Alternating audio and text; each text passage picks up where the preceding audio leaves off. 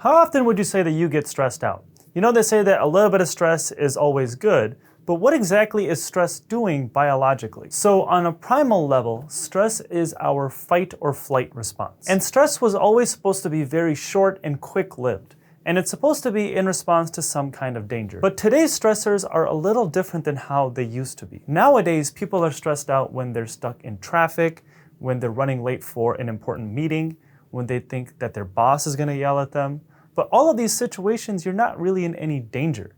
As opposed to back when we were cavemen, our stressors were when there's something that's trying to kill us. But the biochemical and physiologic responses in our body are going to be the exact same, whether we're stuck in traffic and pissed off at the guy in front of us, or if we're worried that someone's going to kill us. Both of these scenarios are evoking our fight and flight response in our body. But the problem is nowadays our body is constantly in this sense of danger. Even though we're not really in any danger, our body's still going to be stressed out and have the same responses.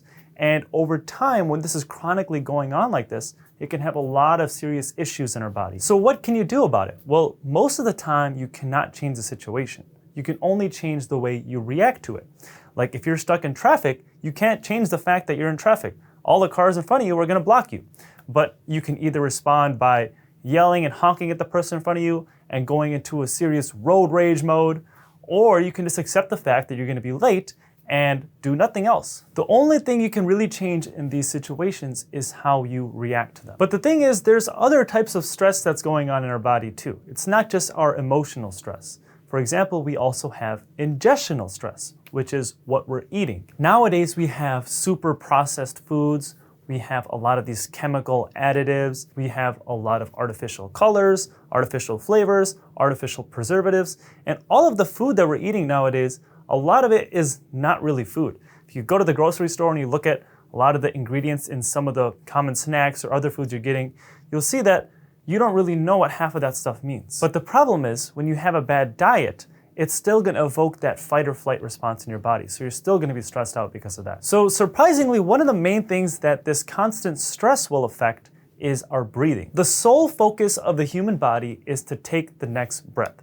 Everything else is secondary. And ideally, we would be breathing about 40% of the time inhaling and 60% of the time exhaling. You might be wondering, how did I get those obscure numbers? Well, when you're exhaling or breathing out, that's what's driving your parasympathetic mode. So your parasympathetic mode is your body's rest and relax mode. And this is what's going to keep you calm. This is what's going to lower your anxiety and lower your stress levels. And when you inhale, that's what's going to drive the sympathetic mode.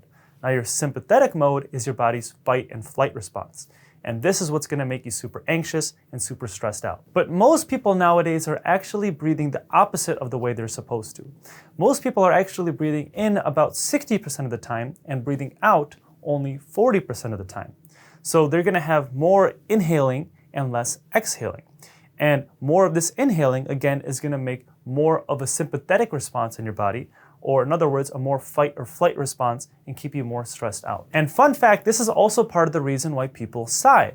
You know how you get more relief when you sigh? Well, the reason is because it's trying to force your body into more of a parasympathetic mode. It's trying to force your body to start exhaling more than it's inhaling. Now, when you're constantly stressed out, this is going to lead to a lot of different changes in your body. And a lot of these you will not notice right away because your body has a sort of neuroplasticity, meaning it can adapt to different situations.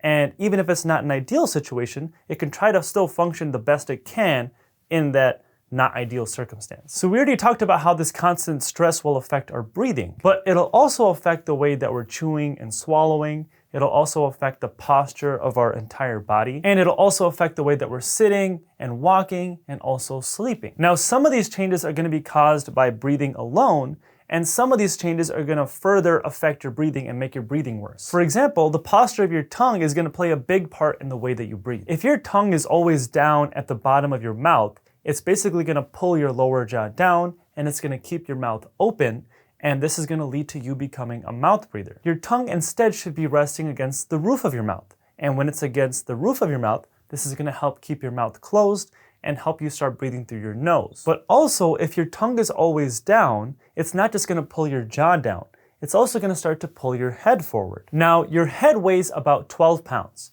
and every inch your head falls forward, that's going to add an extra 10 pounds. So if your head falls forward just 3 inches, now instead of having a 12-pound head, you're going to have a 42-pound head. And this is a big reason why so many people have this forward head tilted posture. Now, I actually made another video on how you can fix a forward head tilted posture with a simple exercise. So I'm going to put a link to that video in the description below, so make sure you check that out. Now, going back to your tongue posture, if your tongue is always down and you're always breathing through your mouth, you're going to be taking really shorter, shallower, quicker breaths. Where otherwise, when you're breathing through your nose, you would be taking longer, deeper breaths that would be filling up your entire lungs with air. The difference here is when you're a mouth breather, you're going to be losing a lot more carbon dioxide. Now, we're often taught that carbon dioxide is a waste product and we need to get rid of it because when we breathe out carbon dioxide.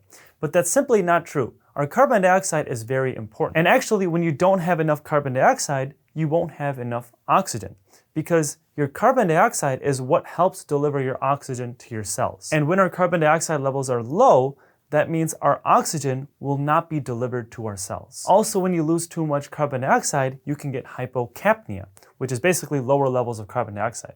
And this can cause both bronchoconstriction and vasoconstriction. So basically what can happen here is all the smooth muscles in your body will start to spasm and constrict. So one of the things this will affect is your breathing, because now your breathing tubes will start to spasm and they can start to contract. But these lower levels of carbon dioxide will also affect the rest of your body, because now all the smooth muscles in your body will start to spasm as well. So you can kind of see all the downstream effects on our body when we have too much stress.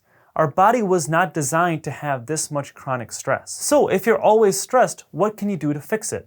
Well, the first thing is going to be to fix your diet. If you're constantly eating junk food and constantly eating unhealthy, this is going to cause a lot of stress in your body. So you need to start eating cleaner, whole foods that are more organic and better for you. And also you need to start changing your reactions to certain situations, especially when you cannot change the situation. If you're at Starbucks and someone messed up your order, it's not the end of the world. I know, surprising, right? But what about when you're just resting at home and just relaxed and you're still stressed out? Well, you gotta change the way that you're breathing. Like we talked about, mouth breathing and taking these shorter breaths will lead to you constantly being stressed out. So how can you start breathing correctly?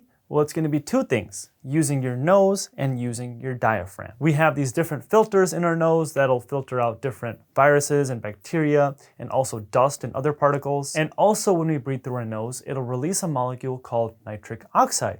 So nitric oxide is both an antibacterial and also a vasodilator. This nitric oxide molecule is very powerful. It'll help prevent us from getting sick, it'll help keep our airways open, and it'll also help make sure that our lungs are working really efficiently. And your diaphragm is going to be important too. So your diaphragm is a muscle that rests right below your lungs, and when you engage your diaphragm when you're breathing, this is going to help make sure that you're filling up your lungs' whole capacity and also distributing the air across your entire lung surface area. The way to engage your diaphragm is next time you're breathing, check and see if your belly's rising. If you only see your chest moving, that means you're not using your diaphragm and you're only using the top half of your lungs to breathe. When you start seeing your belly rising, that means that you're using your diaphragm to breathe, and that means that your entire lungs are getting filled up with air. And lastly, your goal should be to spend about 60% of your time exhaling. So a super easy way to do this is to start practicing your breathing next time you're relaxing.